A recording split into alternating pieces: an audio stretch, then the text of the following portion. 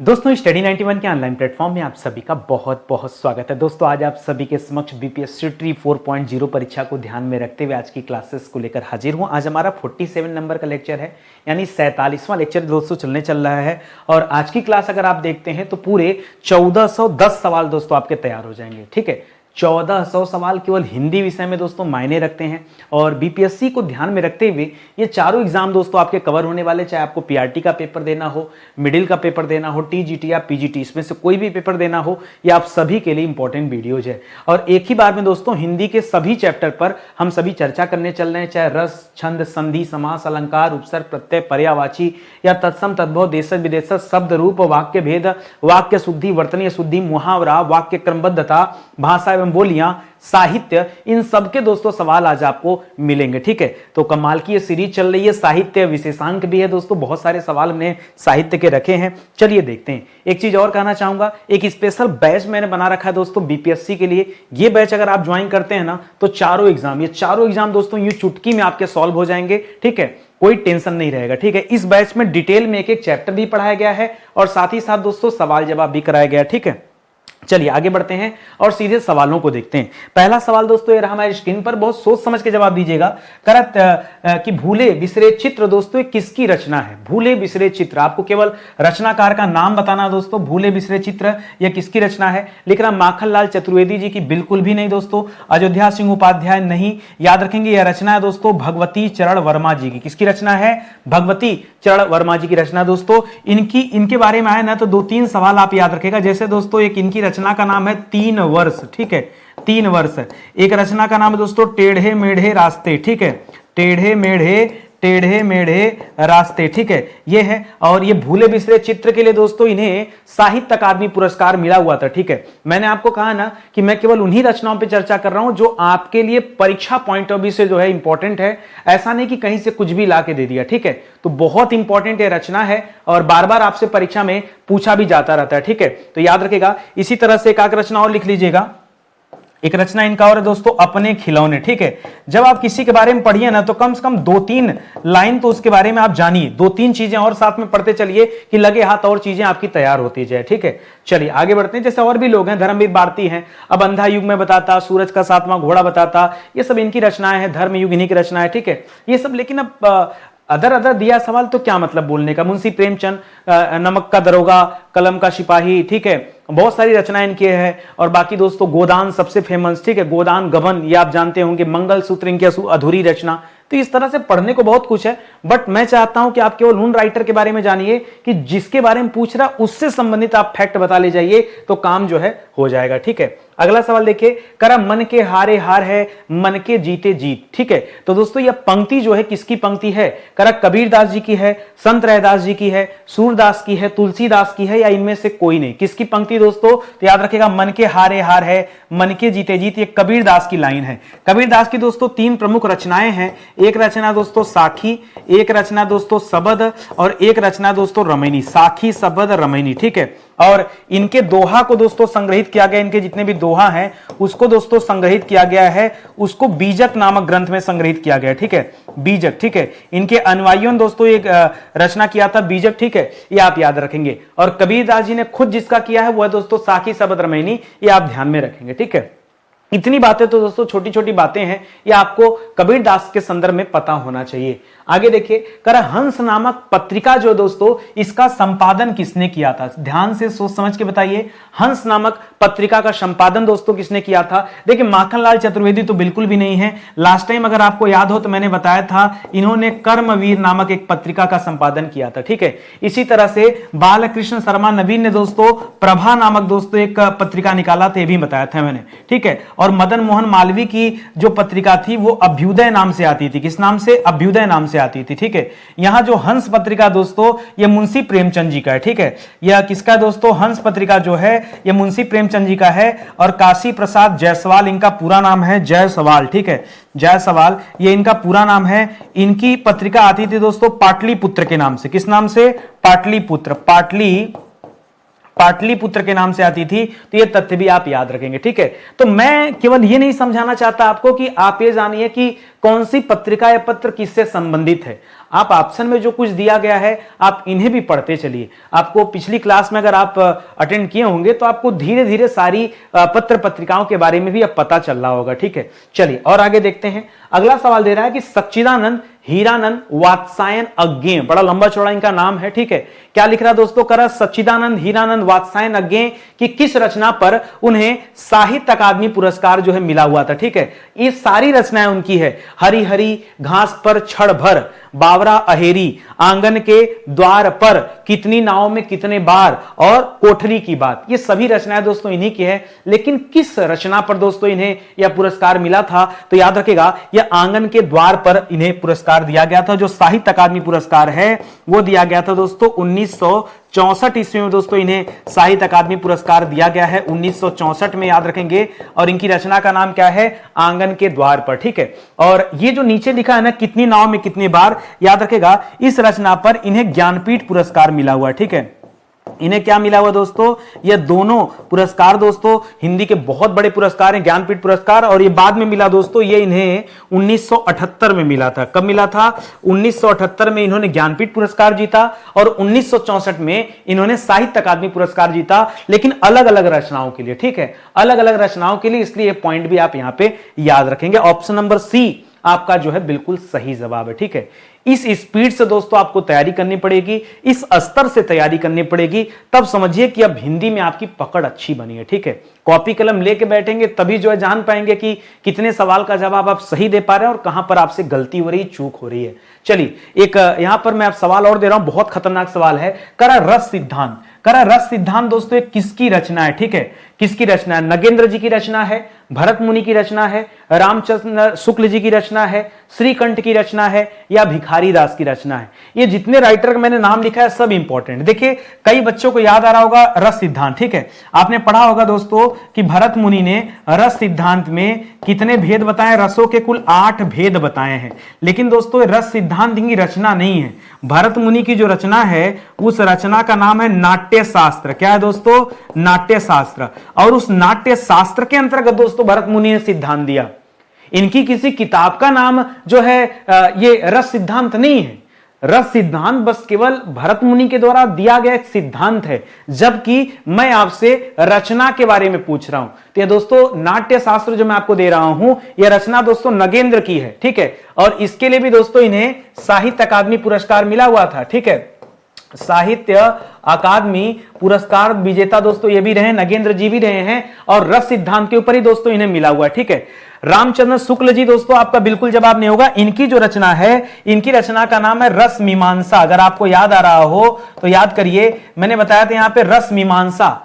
रस मीमांसा किसकी रचना है, यह रामचंद्र शुक्ल की रचना है। हाँ, कितना सिमिलर नाम है ना। मैंने पूछा रस सिद्धांत, हो सकता है दिमाग में स्किप करके आपको रामचंद्र शुक्ल याद आ जाए, जबकि उनकी रचना का नाम रस सिद्धांत नहीं है, रस मीमांसा है। क्या है, रस मीमांसा। इसी तरह से दोस्तों याद रखेंगे श्रीकंठ एक जी हैं, इनकी रचना का नाम है रस कौमुदी। क्या नाम दोस्तों, रस कौमुदी नाम है। ठीक है, और इसी तरह से दोस्तों जो भिखारी दास हैं, इनकी रचना का नाम है रस दीप्ति। क्या नाम दोस्तों, रस दीप्ति। देखिए, मैंने जानबूझ के ऐसे ऑप्शन रखे हैं कि आपका थोड़ा फायदा हो जाए, नुकसान नहीं, नुकसान नहीं, नहीं मैं आपका अहित नहीं चाहता भैया। ठीक है, मैं फायदा चाहता हूं, तो दोस्तों ये फायदा आपको मिल रहा है। देखिए कितनी सिमिलर रचनाएं हैं, लेकिन पढ़ेंगे तो मजा भी आपको आएगा, तैयारी भी दोस्तों आपकी ही होगी। ठीक है, फायदा भी आपको मिलेगा। देखिए, मेरे स्तर कठिन करने से किसका फायदा भैया, आप ही का फायदा है ना।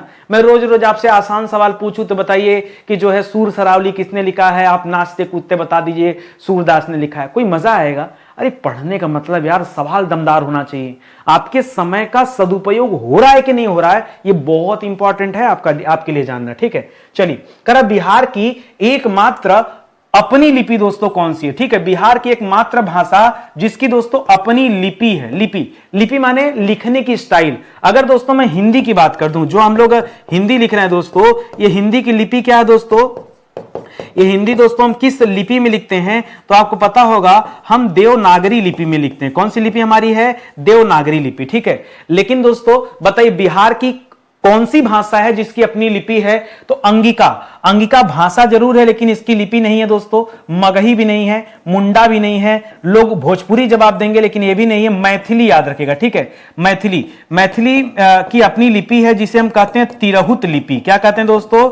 इसे हम तिरहुत लिपि के नाम से भी जानते हैं। मैथिली की अपनी लिपि भी है। हाँ सर, इतनी इतनी मतलब छोटी सी भाषा और इसकी अपनी लिपि भी है। बिल्कुल है लिपि। तो इसको याद रखेंगे दोस्तों कि यह बिहार की एकमात्र ऐसी भाषा है जिसकी अपनी खुद की लिपि है। उसका नाम क्या है? तिरहुत लिपि है। आपके लिए नया सवाल हो सकता है, आप बिहार में हो लेकिन ऐसे छोटे छोटे सवालों का जवाब आपको नहीं पता होगा, ठीक है। जब आप हमारे साथ जुड़ेंगे तब आप जवाब देना सीख जाएंगे। अगला सवाल देखिए, करत गुरु दक्षिणा में समास कौन सा है? अरे अब यही समास पढ़ते पढ़ते कुछ बचा नहीं है सवाल, ठीक है। गुरु दक्षिणा में समास के लिए आप इसका समास विग्रह कर लीजिए तो मिलेगा दोस्तों, आपको मिलेगा गुरु के लिए दक्षिणा। गुरु के लिए दक्षिणा। और आपको पता है दोस्तों, जहां के लिए आता है वहां क्या होता है दोस्तों? वहां संप्रदान तत्पुरुष होता है। क्या होता है? संप्रदान तत्पुरुष जवाब होता है। हम तो यहां इतना डिटेल जानते हैं जबकि यहां बेचारा छोटा सा सवाल पूछ रहा है, खाली तत्पुरुष पूछ रहा है। अरे तुम इसके अंदर भी पूछते तब भी तो हम लोग बता देते हैं, नहीं बता पाते आप। कितना आसान सा सवाल है। आगे देखिए, अगले सवाल पर आइए। करा वाराणसी, गोरखपुर और आरा। वाराणसी तो दोस्तों आपके उत्तर प्रदेश में है, गोरखपुर भी दोस्तों उत्तर प्रदेश में, हालांकि पूर्वांचल वाला बेल्ट है, लेकिन आरा जो जगह दोस्तों, आरा हिले छपरा हिले, वही वाला आरा, ठीक है। तो अच्छा, कई लोग ने इस गाने को जो है मजाक समझते हैं। आरा हिले छपरा हिले बलिया हिले ला, ठीक है। तो दोस्तों कभी फुर्सत में रहूंगा आपको इस गाने का अर्थ बताऊंगा। ये कहानी है।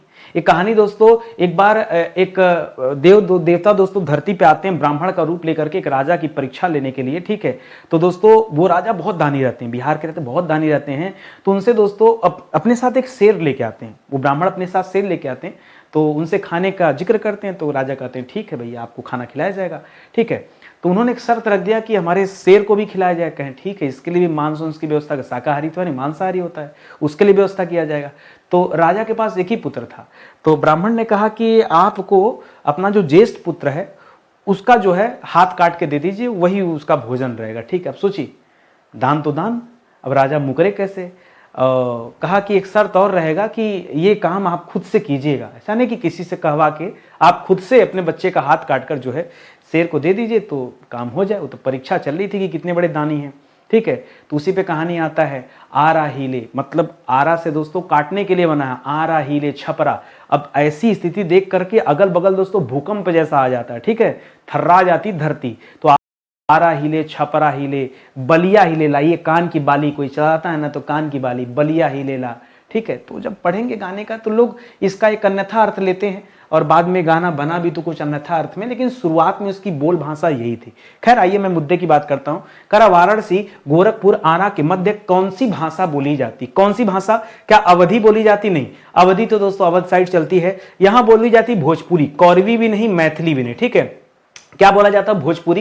ये खास करके यहां वाराणसी और भी लिख लीजिए, ठीक है। आप गोरखपुर से लेकर के नीचे दोस्तों, गोरखपुर के बगल में आपको देवरिया मिल जाएगा, देवरिया के पास में आपको बलिया मिल जाएगा, बलिया के आसपास आपको मऊ जिला मिल जाएगा, मऊ के पास दोस्तों आपको आजमगढ़ वगैरह मिल जाएगा। इसके बाद दोस्तों ये जौनपुर मिल जाएगा, इसके बाद दोस्तों ये वाराणसी मिल जाएगा, इसके बाद दोस्तों आपको गाजीपुर मिल जाएगा। ये सब जो बेल्ट है दोस्तों, ये यही वाला बेल्ट है। ये सब में जगह पे दोस्तों भोजपुरी ही चलती है, ज्यादातर भोजपुरी सुनने को मिलता है, ये आप याद रखेंगे, ठीक है। तो ये तथ्य हो जाएगा। आगे बढ़िए। करा परिच्छेद में दोस्तों कौन सी संधि है? परिच्छेद में कोई शब्द दे दिया संधि के लिए, जब तक आप संधि विच्छेद नहीं करना सीखेंगे आपको संधि पता ही नहीं चलेगा, ठीक है। तो परिच्छेद का जब संधि विच्छेद करेंगे तो आपको मिलेगा परिधन छेद, ठीक है। और यहां पे दोस्तों आता है व्यंजन संधि। क्या आता है दोस्तों? व्यंजन संधि आता है। तो ध्यान दीजिएगा। अब आपके मन में एक सवाल और आ रहा होगा, सर कैसे व्यंजन संधि? देखिए बैच हमने क्यों बनाया, बीपीएससी का बैच क्यों बनाया? अब यहीं पर आप कहिए हम आपको पूरा संधि पढ़ा दें, संभव है? नहीं संभव है, ठीक है।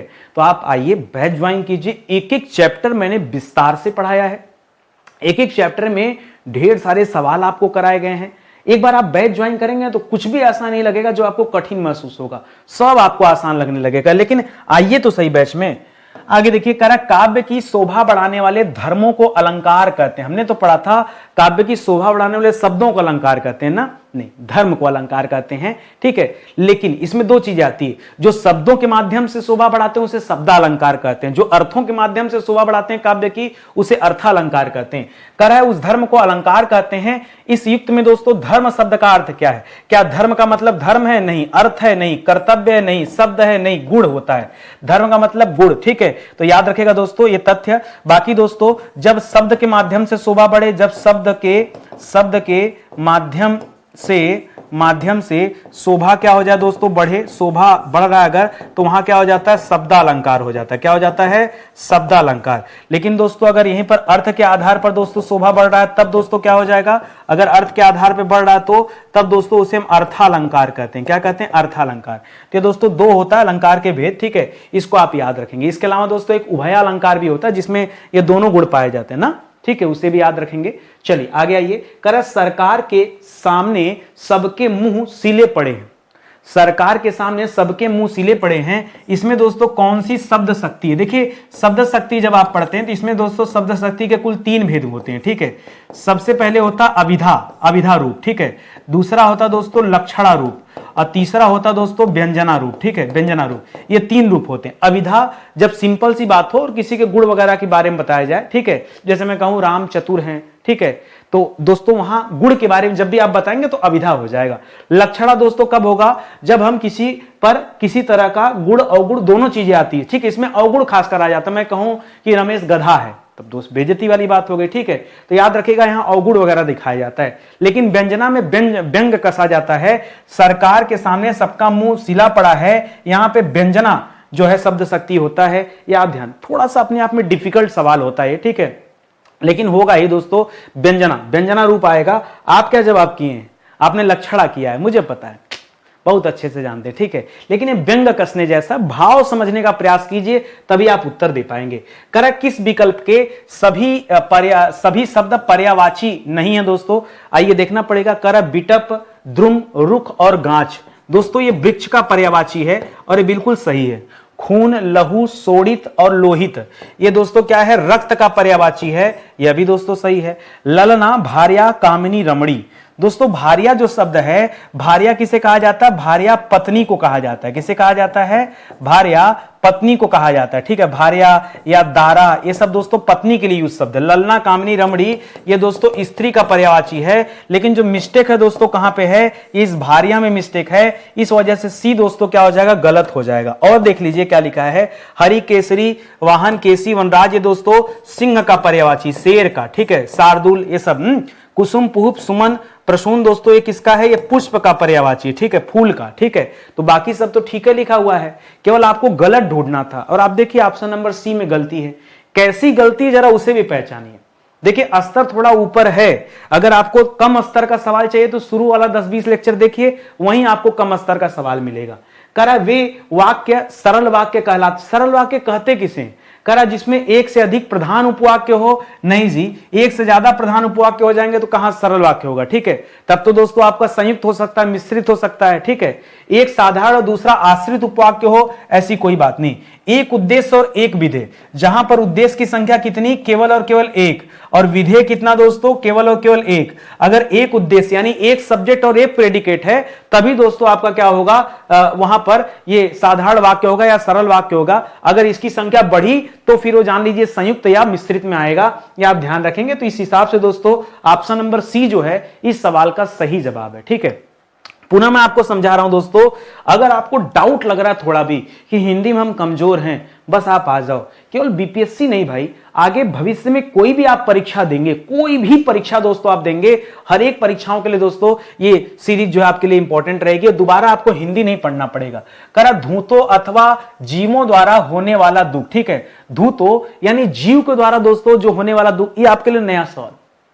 आप में से किसी भी बच्चे ने इस सवाल को कभी नहीं पढ़ा होगा, नहीं पढ़ा ना, मुझे पता अच्छी तरह से, ठीक है। करा धूतो अर्थात जीवों द्वारा होने वाला दुख, इसे क्या कहा जाता है? करा आदि दैहिक कहा जाता है ना, इसे कहा जाता आदि भौतिक। नया सवाल है, मुझे पता है, आपको उत्तर पता है नहीं, मैं क्या आपका दिमाग खराब करूं। ठीक है, आदि दैहिक नहीं, आदि दैविक नहीं, आत्मघाती, ज्यादातर लोगों ने यहां ना आत्मघाती या फिर आत्महत्या किया होगा। ठीक है, तो याद रखेंगे यहां पर फिलहाल आपका ऑप्शन नंबर बी जो है ये आपका सही उत्तर हो जाएगा। इसको थोड़ा आप जो है ध्यान दीजिएगा, आपके लिए बढ़िया सवाल है। ठीक है, आगे बढ़िए। कर सोरठा छंद के सम चरणों में दोस्तों कितनी मात्रा होती है? बहुत खतरनाक सवाल लिखा, पहले समझिए सोरठा। ठीक है, सोरठा, सोरठा दोस्तों, सोरठा में अगर हम मात्राओं की बात करें, अगर हम मात्राओं की बात करें तो याद रखेगा यहां पर दो पद होते हैं। ठीक है, एक होता है दोस्तों विषम पद, क्या होता है विषम पद, और दूसरा विषम पद मतलब पहला और तीसरा। ठीक है, और दूसरा होता है दोस्तों सम पद। ठीक है, दूसरा क्या होता है सम पद, मतलब दूसरा और चौथा। ठीक है, तो याद रखेगा इसके विषम पद में कुल कितनी मात्राएं होती हैं? 11 मात्राएं होती है, और सम पद में कितनी होती? 13 होती है। जब दोनों को जोड़ देंगे तो कुल कितनी मात्राएं होती हैं दोस्तों? कुल मात्राओं की संख्या होती है 24। कितनी होती? 24। आपसे क्या पूछा है? आपसे पूछा है सम चरण में, क्या पूछा है? सम चरण में, और सम वाले में कितना होता है दोस्तों? 13 होता है, तो 13 जवाब दीजिएगा। ज्यादा अगर कंफ्यूजन में गए ना तो जल्दीबाजी के चक्कर में तुरंत जो है गड़बड़ हो जाएगा। ठीक है, और एक चीज और याद रखेगा, हमेशा याद रखेगा, दोहा का उल्टा होता है सोरठा। दोहा का उल्टा क्या होता है दोस्तों? दोहा का उल्टा सोरठा होता है। इस तथ्य को भी दोस्तों आप याद रखेंगे। दोहा में जो मात्रा होता है 13 11 होता है, 13 इधर होता है, 11 इधर होता है, लेकिन इसमें उल्टा होता है। ठीक है, ये भी आप याद रखेंगे। और एक तरह से कह सकते हैं कि रोला के समान होता है। क्या होता है? रोला के समान। रोला में कितनी मात्राएं होती है? यही मात्रा होता है रोला में, 11 13। ठीक है, तो इस बात को दोस्तों अपने दिमाग में फिट कीजिएगा, बहुत इंपॉर्टेंट सवाल है। आगे बढ़िए। कर टल जाने के अर्थ में कौन सा मुहावरा यहां पर सही है? एक बात बता दूं, पहले से आपके बारे में बहुत अच्छे से जानता हूं, आप कितनी तैयारी करते हैं मुझे यह भी पता है, और मैं ये भी जानता हूं कि आप इस सवाल का उत्तर गलत देने वाले हैं। मेरे बताने के बावजूद भी अगर आप उत्तर गलत करते हैं तो सोचिए आपका क्या होगा। सोचिए, टल जाने के अर्थ में क्या आप कौन सा मुहावरा यूज करते हैं? खटाई में पड़ना यानी टल जाना, खिचड़ी पकाना यानी टल जाना, ख्याली पुकाव पकाना यानी टल जाना, खाद छानना टल जाना, या फिर टका सा जवाब देना। हर बच्चा मतलब 90% बच्चा दोस्तों यहां गलत जवाब देने वाला है। इस बात की श्योरिटी आप अपने से आजमा लीजिए, आप अपने से आजमाइए। ये गलत, ये गलत, ये गलत, ये गलत, और खटाई में पढ़ना। अब बच्चों को भरोसा नहीं हो रहा है कि सर यहां कुछ तो गड़बड़ आप पढ़ा रहे। देखो, जहां गुप्ता जी गड़बड़ करते हैं वहां स्टार लगाते हैं, पता नहीं क्या आपको? ऐसा नहीं कह रहा हूं कि मैं सब सही करता हूं, मुझसे भी गलती होती है, मैं भी इंसान हूं। ठीक है, लेकिन जब मैं कहीं डाउट में रहता हूं मैं तुरंत स्टार लगा देता हूं, इसको चेक कर लीजिएगा। लेकिन जहां मैं डाउट में नहीं रहता हूं वहां एकदम 100% श्योर होकर बोलता हूं भैया कि इसको आप याद रखिए, सही है। आप नहीं, लाखों लोग इसको गूगल कर लेंगे तो भी जवाब यही रहेगा, बदल थोड़े जाएगा। ठीक है, खटाई में पढ़ने को क्या कहा जाता है दोस्तों? टल जाना कहा जाता है, इसको ध्यान रखेंगे। करा यहां ताजा गन्ने का रस बिकता है। करा इस वाक्य में किस टाइप का दोष है? पहले दोष सुधारते हैं। ठीक है, जब आप दोष सुधारेंगे तो आपको यहां मिलेगा दोस्तों, यहां ताजा नहीं, यहां गन्ने का ताजा रस बिकता है। ठीक है, ताजा गन्ना नहीं होता भैया, गन्ना ताजा नहीं होता, बल्कि क्या होता दोस्तों? रस ताजा होता है ना। तो याद रखेगा यहां, ठीक है, यहां गन्ने का ताजा रस बिकता है, ये होना चाहिए, ताजा रस बिकता है, ये होना चाहिए। तो दोस्तों सब कुछ सही है, बस इस ताजा को यहां कर दें तो काम हो जाएगा। तो यहां वचन, कारक, लिंग और विशेषण संबंधी दोष नहीं, यहां पद क्रम का दोष है। पद क्रम मतलब कोई शब्द उठाकर एक जगह से दूसरे जगह शिफ्ट करने से मामला सही हो जाएगा, वहां पर दोस्तों पद क्रम दोष होता है। इस आधार पर ऑप्शन नंबर ई जो है ये आपका सही उत्तर हो जाएगा। कह एक और अजगर ही लखी, एक और मृगराय। मृगराय मतलब क्या हो जाता है? मृगराय शेर को कहा जाता है। कह एक तरफ अजगर खड़ा था और दूसरे तरफ शेर खड़ा था। ठीक है, बिकल बटोही बीच में परियो मूर्छा खाए। इन दोनों को देख करके हम ऐसा विकट संकट में पड़ गए कि हम वही मूर्छित होकर गिर गए। यहां पे कौन सा रस है दोस्तों? ये बताना है, रस। तो दोस्तों रौद्र, इसका स्थायी भाव तो क्रोध होता है। क्रोध आता तो गिरते थोड़े नहीं, मार कर लेते। करुण में मतलब क्या होता है दोस्तों? यहां करुण में दोस्तों शोक हो जाता है। ठीक है, तो शोक कहां? जब बेहोश हो गए तो शोक भी नहीं है। ठीक है, यहां वीर रस भी नहीं दोस्तों, वीर रस का स्थायी भाव उत्साह हो जाता है। ठीक है, अब बात आता है सर क्या भयानक रस करें या अद्भुत रस करें। देखिए अद्भुत रस तब करिए जब आश्चर्य का भाव हो। यहां आश्चर्य नहीं, यहां भय के मारे दोस्तों मूर्छित हो गए, ठीक है। भयानक रस में याद रखेगा यहां स्थायी भाव भय होता है और जो मूर्छा आई है वो भय डर के कारण आई है। इस वजह से दोस्तों ऑप्शन नंबर डी यानी चौथा वाला उत्तर दोस्तों इस सवाल का बिल्कुल सही जवाब होगा। ये अपने दिमाग में रखेंगे। फिर से बुला रहा हूं दोस्तों, एक बार आओ, आप बैच ज्वाइन करो। ये जो क्लास देख रहे हो ना 47 लेक्चर, इसका पीडीएफ भी दोस्तों मैंने इसी क्लास में अपडेट किया है।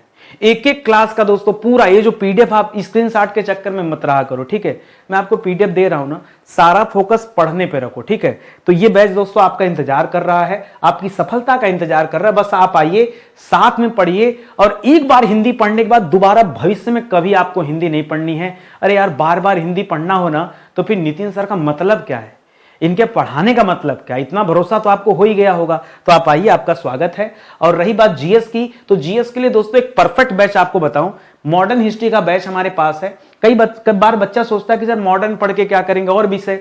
देखिए आपके पहले पढ़ना तो शुरू करो, इसको खत्म करने से पहले दोस्तों दूसरा बैच आपका इंतजार कर रहा होगा, ठीक है। तो एक बार आप आइए, समय के साथ साथ दोस्तों हम यहाँ बैच भी अपडेट करते चलते हैं, लेकिन पहले आप आइए और देखिए कि कितनी तैयारी आपकी हो पाई है। कम से कम डेमो देखिए, डेमो से ही दोस्तों पता चल जाएगा आपको। निम्नलिखित में से शुद्ध वर्तनी जो है दोस्तों उसका चयन करना है, ठीक है। राज्य महल दोस्तों ये गलत लिखा हुआ है, राज्य महल नहीं होता, राजमहल शब्द होता है। क्या होता है, राजमहल शब्द होता है, ठीक है। कोमलांगिनी नहीं होता दोस्तों, कई बार मैं समझाया हूं आपको, कोमलांगी शब्द होता है। क्या होता है, कोमलांगी होता, लांगिनी नहीं। निरोग में दोस्तों न पे जो मात्रा होती है बड़ी की मात्रा होती, निरोग होता है। अहिल्या नहीं होता दोस्तों, अहल्या शब्द होता, अहल्या ये शुद्ध होता है। तो सब तो गलत था, गलत था, आपने हमसे शुद्ध भी करवा लिया। खुद से किया कि नहीं शुद्ध, भाई केवल उत्तर नहीं बताना आपको, आप खुद से भी अपनी कॉपी में शुद्ध कीजिए कि भाई कल को क्या, अगर ये गलत है तो क्यों गलत है पता होना चाहिए आपको ना, कि ऐसे कुछ भी जो है टिक करके चले जाएंगे। मैं जल्दीबाजी में हूं, आप तो आराम से कर सकते हैं ना, वीडियो को रोक रोक कर, जैसे सवाल आया ना मुझे स्टॉप कीजिए, आप आपके पास तो पावर है, आप रोक सकते हैं और इसको आप खुद से हल कीजिए। पहले नहीं हल करने के बाद तब जो है आप फोकस कीजिए कि देखिए नितिन सर क्या बताते हैं। पुर्तगाली शब्द कौन सा नहीं है, कौन सा शब्द पुर्तगाली भाषा का नहीं है, साइकिल पहले दे दिया। साइकिल दोस्तों अंग्रेजी भाषा का शब्द है, ठीक है। साइकिल जो है ये अंग्रेजी भाषा का शब्द है। बाकी पदरी नहीं पादरी होगा, पादरी, बिस्कुट, तौलिया, पिस्तौल, आलमारी, ठीक है, आलमारी, आलपिन, गमला, हाँ आलमारी, आलपिन, आलपिन, गमला, ठीक है, गमला, गमला, पतलून, ठीक है, पतलून, ये सब दोस्तों किस भाषा का शब्द है, ये सब जो है पुर्तगाली शब्द है। भीड़ लग गया पुर्तगाली वाले का, ठीक है। ये सब आप याद रखेंगे, परीक्षा में यही सब तो पूछता है। कर तत्सम तद्भव की दृष्टि से जो गलत है, जो अशुद्ध है, आप केवल उसे चूज कीजिए। कर उत्साह का उछाह होता है, देखिए एक तरफ तत्सम लिखा हुआ दोस्तों यहां पर और दूसरी तरफ क्या लिखा हुआ, तद्भव लिखा हुआ, ठीक है। तो पहले तत्सम दिया है, दूसरा तद्भव दिया है, इस आधार पे दोस्तों आप जो है चूज करेंगे, ठीक है। तो उत्साह का उछाह होता है, सही है। एकत्र का इकट्ठा होता है, सही है। कुमारी का कुंवारी होता है, सही है। कंकड़ का पत्थर नहीं होता दोस्तों, कंकड़ का तद्भव होता है कंगन। क्या होता है दोस्तों, कंकड़ का क्या होता है, कंगन होता है। हाँ, कंकड़ का कंगन होता है, आप ध्यान दीजिएगा। आप फिर से चेक कर लीजिए गूगल पे जाके, कॉपी किताब जहां ढूंढना ढूंढिए, जवाब यही मिलेगा आपको। कंकड़ का कंगन होता है, कंकड़ शब्द तत्सम है, कंगन शब्द क्या है, तद्भव है, ये आप ध्यान देंगे, ये तद्भव शब्द है, ठीक है। तो इसको आप याद रखेंगे, लेकिन गलत, ये पत्थर नहीं होगा, ठीक है। इस वजह से दोस्तों गलत हो गया। पत्थर की जगह दोस्तों पाषाण होता, अगर यहां दोस्तों पाषाण शब्द देता, पाषाण, तब दोस्तों उसका पत्थर हो जाता है, ये आप याद रखेंगे, ठीक है। पाषाण का पत्थर होता है, ये आप ध्यान में रखिएगा। आगे देखिए, कर लवण एक शब्द है, उसका तद्भव क्या होता है, लवण का तद्भव। लवण दोस्तों तत्सम शब्द है, ध्यान दीजिएगा। ये जो लवण शब्द है ये क्या है दोस्तों, ये आपका तत्सम शब्द है। आपको इसका तद्भव बताना है। इसका तद्भव होता है नोन। गहुआ में नहीं कहते हैं नून रोटी, तो नून नहीं, नोन होता, नोन, ठीक है। नमक मत कीजिएगा, लवंग मत कीजिएगा, क्षार मत कीजिएगा। ज्यादातर बच्चे हैं नमक किया है, हम जानते हैं आपके बारे में, आपसे ज्यादा आपको मैं जानता हूं, मेरे बच्चे हो ना, ठीक है। मेरे बच्चों, मैं लाइव आऊं या ना आऊं, मैं बखूबी जानता हूं अपने बच्चों को कि कितना उनका दिमाग काम करता है, कब वो क्या जवाब दे सकते हैं, सब मुझे पता है। ठीक है, आगे ये करा ब उपसर्ग से बना हुआ शब्द जो उसे ढूंढिए। ठीक है, उपसर्ग हमेशा कहां लगता है दोस्तों? उपसर्ग हमेशा शब्द के प्रारंभ में लगता है। ठीक है, और यहां पर ब उपसर्ग का शब्द निकालना आपको। बदौलत में देखिए क्या हो जाएगा, ब धन दौलत बराबर क्या हो जाएगा, बदौलत हो जाएगा। तो यही आपको ब मिल गया। बदनाम में दोस्तों बद धन नाम हो जाता है। क्या हो जाता है? बदनाम में बद धन नाम हो जाता है। बदतमीज में दोस्तों बद धन तमीज हो जाता है, बद धन तमीज हो जाता है।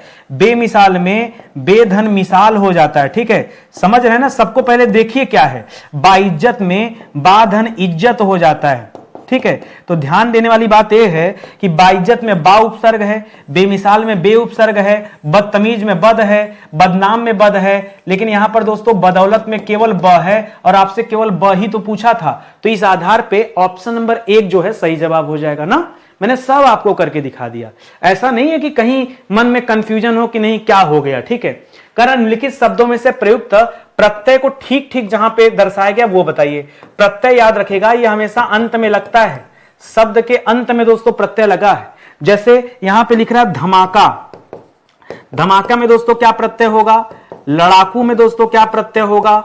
और उड़ाक में दोस्तों क्या प्रत्यय होगा? और छिलका में दोस्तों क्या प्रत्यय होगा? इतना प्रत्यय जो है आपको बताना है। आइए मैं बताता हूं आपको। धमाका में दोस्तों धम धन आका बराबर धमाका हो जाएगा। लड़ाकू में दोस्तों आकू प्रत्यय हो जाएगा। लड़ाक में दोस्तों आक प्रत्यय हो जाएगा। और छिलका में दोस्तों क्या हो जाएगा? ठीक है, छिलका में का प्रत्यय हो जाएगा। आ नहीं, छिलका में का प्रत्यय हो जाएगा। तो याद रखेंगे। तो यहां पर ऑप्शन नंबर सी कीजिएगा, आका आकू आक का। ये दोस्तों आपका जवाब निकल कर आएगा। ये एकदम सही। छिलक मत कर दीजिएगा कि छिलका में आ प्रत्यय निकालने का है, छिलक शब्द होता है। ठीक है, तो का यहां पे लगेगा। ठीक है, तो याद रखेंगे यहां पर ऑप्शन नंबर सी। यही मैं आपको समझा रहा हूं कि ऐसी छोटी छोटी गलती आपको दोहरानी नहीं है। चलिए आगे बढ़ते हैं। अगला सवाल देखिए, करा नीचे दिए गए वाक्यों को तार्किक क्रम में रखना है आपको। ठीक है, आइए रखते हैं दोस्तों तार्किक क्रम में। तो देखिए, करा उसने अपनी सफलता से सबक लिया, अंततः वह एक सफल उद्यमी बन गई। ठीक है, देखिए कहीं भी अंततः शब्द देने तो हमेशा अंततः वाला लास्ट में आएगा। ध्यान दीजिएगा, अंततः यानी जो 2 नंबर लास्ट में आएगा, 2 नंबर सब जगह लास्ट में। हम सोचे ट्रिक मिल जाए तो हमको समझ में आ जाएगा। छोड़ो, जब लास्ट वाला है तो क्या।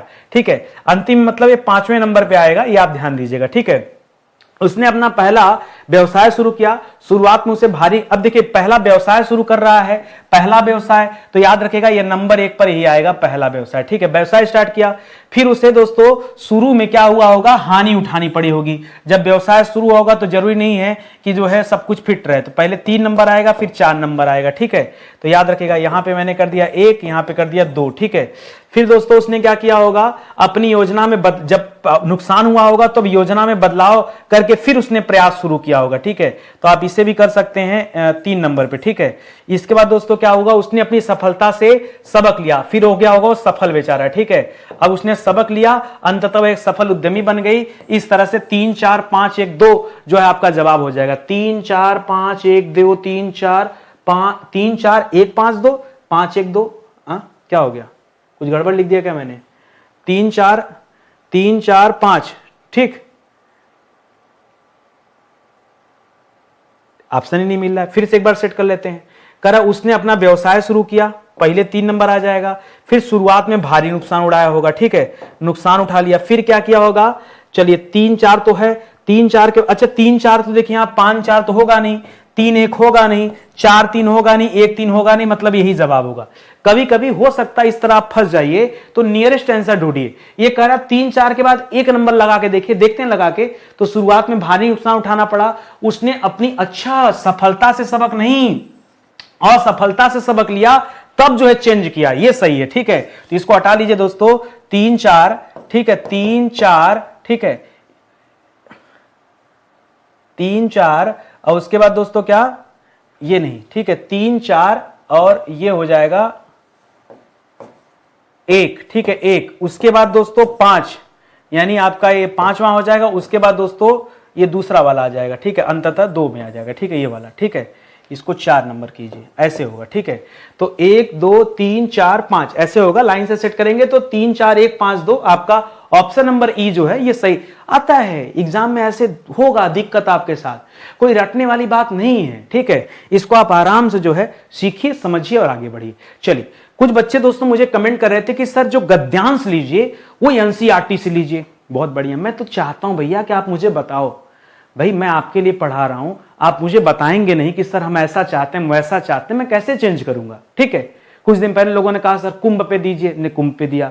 कुछ दिन बाद लोगों ने कहा सर हिस्ट्री से गद्यांश बने, में हिस्ट्री बनाया। अब कुछ बच्चों ने कहा सर ये एनसीईआरटी की किताब से गद्यांश बने में, लो एनसीईआरटी की किताब से गद्यांश बनाते हैं, ठीक है। अब एनसीईआरटी की किताब से दोस्तों एक गद्यांश मैं आप सभी के सामने प्रस्तुत कर रहा हूं। पहले सवाल पढ़ लिया जाए हर बार की तरह। करा भारत में मानसून का आगमन सबसे पहले कहां होता है? भारत में सबसे पहले मानसून कहां आता है? गुजरात, केरल, पश्चिम बंगाल, महाराष्ट्र या उड़ीसा? तो आता तो वैसे केरल में है, लेकिन हम लोग यहां से ढूंढते हैं।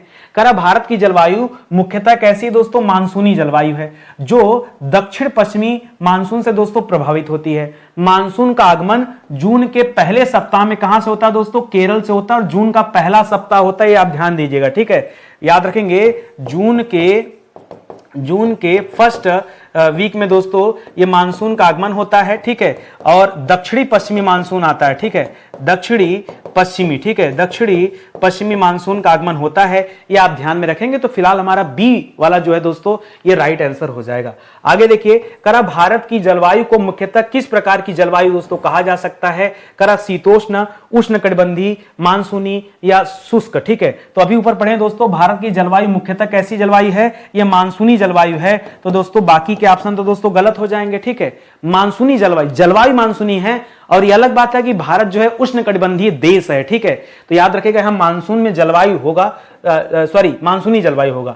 भारत के किस क्षेत्र में शुष्क और गर्म जलवायु पाई जाती है? शुष्क और गर्म जलवायु दोस्तों कहां मिलती है? ऐसे तो राजस्थान में मिलती है, वहां गर्म, भाई एक तो रेत है, थार का रेगिस्तान है, ठीक है। तो गर्म और हवाएं शुष्क, यानी जहां नमी ना हो। पढ़ लेते हैं यहां से। करा धीरे धीरे पूरे देश में फैलता है। मानसून भारत के कृषि क्षेत्र के लिए अत्यंत महत्वपूर्ण है, क्योंकि अधिकांश किसान वर्षा पर निर्भर करते हैं। हालांकि मानसून की अनियमितता कभी कभी सूखा या बाढ़ जैसी आपदाएं उत्पन्न करती हैं। इसके अलावा भारत में जलवायु विविधता देखने को मिलती है। कश्मीर के हिमालयी क्षेत्र में शीतोष्ण जलवायु होती है, जबकि राजस्थान के थार मरुस्थल में शुष्क और गर्म जलवायु पाई जाती है। कहां पर? राजस्थान के थार के मरुस्थल में मिलती है। तो याद रखिएगा, यहां क्या जवाब हो जाएगा? राजस्थान के थार के मरुस्थल में क्या पाई जाती दोस्तों? यहां गर्म और शुष्क जलवायु मिलता है। यहाँ पे शुष्क मतलब जहां हवा में नमी ना हो, ह्यूमिडिटी ना हो, उसे कहा जाता है। भारत में कुल कितनी ऋतुएं होती हैं ये बताना आपको। यहां से पढ़िए दोस्तों आगे आपको, ठीक है, यहां से, ठीक है। भारत में मुख्यतः कितने ऋतु होते हैं दोस्तों? 4 ऋतुएं होती हैं। ग्रीष्म ऋतु, वर्षा ऋतु, शरद ऋतु और शीत ऋतु, ठीक है। तो 4 ऋतु हैं। कौन कौन सा दोस्तों? पहला है दोस्तों ग्रीष्म ऋतु, ठीक है, गर्मी का समय, वर्षा ऋतु, बरसात का समय, शरद ऋतु, बसंत काल और शीत ऋतु, ठीक है। शीत ऋतु ये आपका हो जाएगा ठंडी वाला समय। तो ये 4 ऋतुएं होती हैं भारत में, इसे भी आप ध्यान में रखेंगे। करा जलवायु परिवर्तन का सबसे अधिक प्रभाव जो दोस्तों ये किस क्षेत्र पर पड़ता है? सबसे ज्यादा प्रभाव जलवायु परिवर्तन का कहां पड़ा है? लिख रहा है, करा जलवायु परिवर्तन के प्रभाव के कारण इन ऋतुओं की तीव्रता और अवधि में भी परिवर्तन हुआ है। तो कला संस्कृति में नहीं, उद्योग व्यापार में नहीं, पर्यटन शिक्षा में नहीं, शिक्षा विज्ञान में नहीं, कृषि पर प्रभाव पड़ता है, जल संसाधन पर और जनजीवन पर प्रभाव पड़ता है। देखिए लिखा होगा आगे, ठीक है। करा जलवायु परिवर्तन न केवल प्राकृतिक संतुलन को प्रभावित कर रहा है, बल्कि इसका असर देश के कृषि, जल संसाधन और जनजीवन पर भी दोस्तों पड़ता है। इस प्रकार ऑप्शन नंबर सी जो है आपका सही जवाब हो जाएगा। तो आप मुझे कभी भी कुछ चेंजेस चाहते हैं इस क्लास में तो आप मुझे कमेंट कीजिए। भाई आप कमेंट नहीं करेंगे तो मैं कैसे पता करूंगा? मैं ये जरूर जानता हूं मेरे बच्चे चाहते क्या है, लेकिन आप कुछ एडिशनल चाहते हो तो आप मुझे बताइए, ठीक है। रही बात जीएस की, तो जीएस के बारे में आपको बताना चाहूंगा। अब तक मैंने जीएस में आपको बहुत कुछ पढ़ा दिया, पूरी हिस्ट्री दोस्तों पढ़ा दिया है, ठीक है। पूरी हिस्ट्री 150 लेक्चर में आपको मिल जाएगा। 1 नंबर से लेकर 45 नंबर तक की क्लास जो है वो एंशिएंट की है। 46 से लेकर 91 नंबर तक की क्लास मिडावल की है। 92 से लेकर 150 नंबर तक की क्लास मॉडर्न की है, ठीक है। 150 लेक्चर देखा तो कंप्लीट इतिहास में मैं फ्री की बात कर रहा हूं, पूरा चीज दोस्तों ये फ्री में है, ठीक है। इसी तरह से इंडियन पॉलिटी यानी संविधान 151 से 230, कुल 80 लेक्चर में मैंने आपको संविधान पढ़ाया है, आप देख सकते हैं। इसी तरह से ज्योग्राफी की बात करें तो 231 से 330, पूरा 100 लेक्चर में ज्योग्राफी पढ़ाया। और 331 से दोस्तों ये क्लास चल रही है अभी दोस्तों, 418 तक क्लास गई है, ठीक है। और ज्योग्राफी में कुल 88 लेक्चर मैंने आपको दे दिया, लेकिन समाप्त नहीं हुआ, अभी ये चल रही है, ये अभी स्टार्ट है दोस्तों। जब ये समाप्त हो जाएगा तब दोस्तों हम साइंस वगैरह की तरफ बढ़ेंगे। तो धीरे धीरे दोस्तों ये क्लास आगे बढ़ रही है, आप समय दीजिए, जुड़े रहिए हमारे साथ, तो ऑटोमेटिक दोस्तों आपकी तैयारी अच्छी हो जाएगी, ठीक है। तो चलिए आज का सेशन ही समाप्त होता है। अच्छा लगा होगा तो लाइक कमेंट कीजिएगा, आपका कमेंट पढ़ के हमें भी अच्छा फील होता है, ठीक है। तब तक के लिए बहुत बहुत धन्यवाद आप सभी का। मिलते हैं दोस्तों अगले लेक्चर में, तब तक के लिए जय हिंद, जय Bharat. Thank you so much.